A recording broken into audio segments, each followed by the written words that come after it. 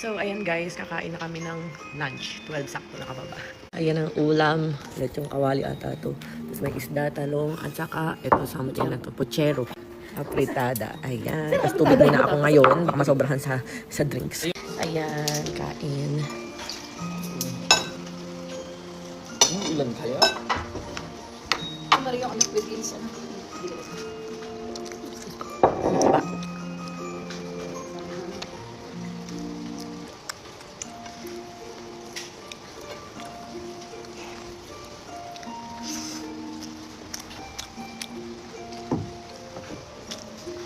Ano ba ang puchero?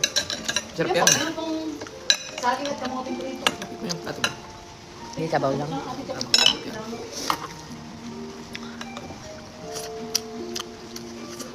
Sarap.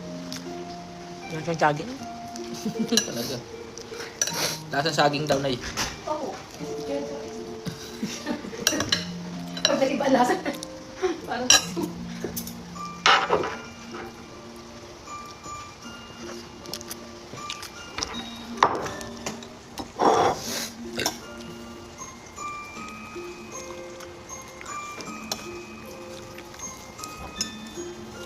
gatas din, hindi niya inainom. Ang gagat. Aabutin na naman expert yun. Papay kasi ako.